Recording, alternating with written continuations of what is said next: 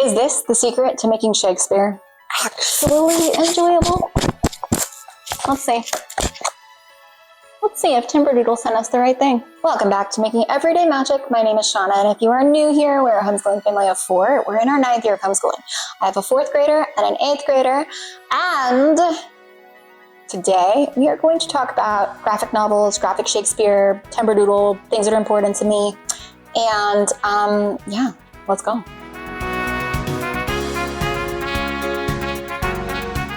Before we go any further, please scroll down, hit the big red subscribe button, turn on the bell for notifications, and give this video a thumbs up.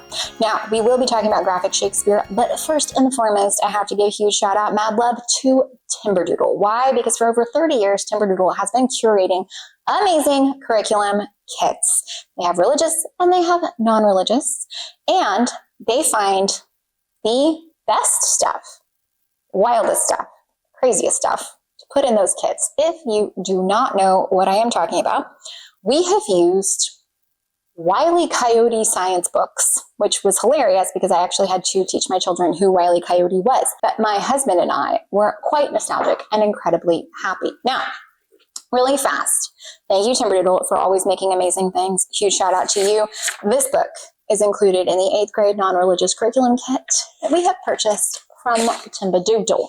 Now, these books are just some of the other graphic novels that have come in our kits. I think we also have like a Robin Hood downstairs. If you are snoozing on graphic novels, you are doing yourself, your child, and your homeschool a disservice. There are people who will tell you that audiobooks are not a book, that podcasts are not a book, graphic novels are not a book.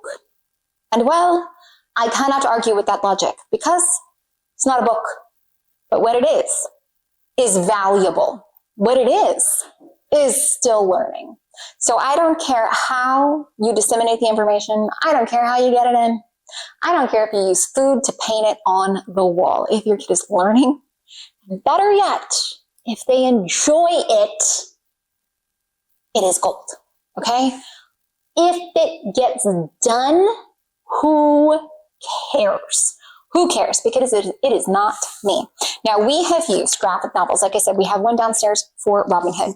24-hour history. We've learned about 5 specific days that changed the trajectory of the world. Okay? Amazing World War II stories. Disasters in history. A handful of disasters that again changed the trajectory of the world. There is no reason why we cannot use a graphic novel to study Shakespeare. Now I know the juxtaposition of the fact that this is like classic Old English, like the highest thought process you can get in playwriting, in theater. Like this is the pinnacle of thought is Shakespeare. That we have then condensed it down to a graphic novel. I understand that these two things should not be married and go hand in hand. However, they do. And it's amazing. Let's think about Shakespeare. Let's think about the stories of Shakespeare. Kiss Me Kate is the taming of the shrew, right? Like how many stories out in the world, how many Disney stories and animated stories are there that is it the Lion King that's Hamlet? You know what I'm talking about? It is so much more important that our kids understand the motivations, that our kids understand the meaning, that our kids are able to fully appreciate these stories, these emotions, the humanity that is portrayed, yes, even via the lions.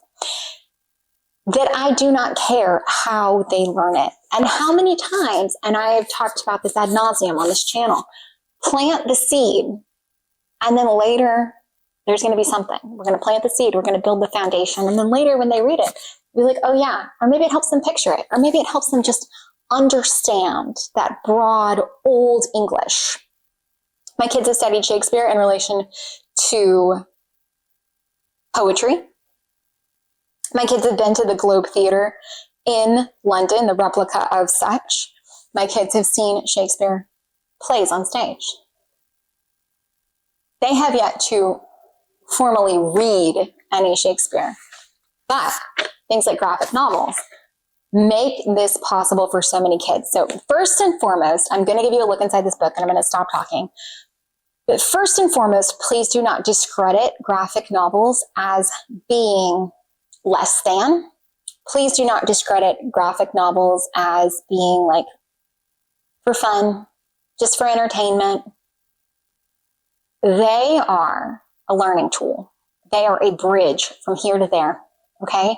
They are so incredibly valuable. If you as a homeschooler, if you as a parent are not capitalizing on this amazing wave of things being provided to you, synthesized and made into graphic novels, you're missing out and you are doing your children an absolute and incredible disservice. Now, without any further ado, let's pop over, we'll look inside the book.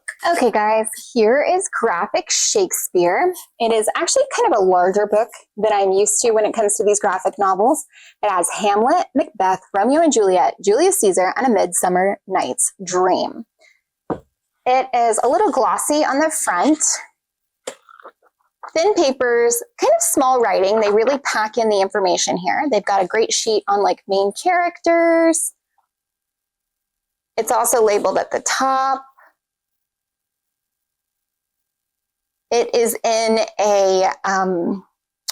a little bit of a kind of like modern language. However, they keep the original intent and a lot of the same words. If you scroll down here, if you look down here, the words will be defined at the bottom of the page. Now, this is something that I personally love when this happens because one, I need it. It expands my vocabulary, but it's also teaching my child to look for the answers herself. And if they're already on the page, I think it's amazing. Now, this is very like kind of like dark and like very serious drawing going on, but a lot of his themes are, so there's nothing shocking about that.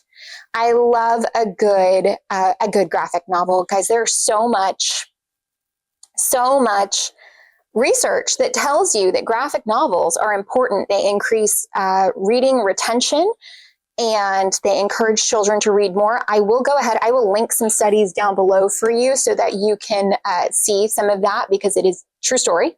And yeah, I just don't think that graphic novels get enough love. Now I love it. I love the characters page and I really love that they've defined these words at the bottom of the page. I think this is amazing and invaluable. And again, a great resource, especially if you are tackling bigger subjects like Shakespeare. Get some graphic novels in your life. If there is a way that you can make something easier or more fun or more entertaining for you, for your learner, if you can get the point across with something that is bright, colorful, again, easily defined on the page, do it. Take the win. There's no reason not to make it easier, to make it more enjoyable, to make it more fun for everyone involved. So take the win. And I bet you, and this has been my experience with my children, if we plant the seed, then later they're more likely to search out the bigger bite all on their own because they're interested and their palate has been wet and they are intrigued and they want to know more. So take the opportunity to just give yourself an easy win. Things like this, 5 Shakespeare volumes in one, gold, absolute gold. Guys, I hope that you found any of this helpful, entertaining, or informative. If you did, please scroll down, hit the big red subscribe button, turn on the bell for notifications, and give this video a thumbs up. Maybe, just maybe, this will prompt you to gift some fun and amazing books, which are graphic novels. I hope that you appreciate this look inside. I will be sure to link down below any of the studies that I referenced as far as the value and importance of graphic novels. I will, of course, have the kit linked that down below that this is included from and Timberdoodle linked down below. Because again, thank you so much for always putting the most amazing things in front of my eyes and in my hands. Bye, guys.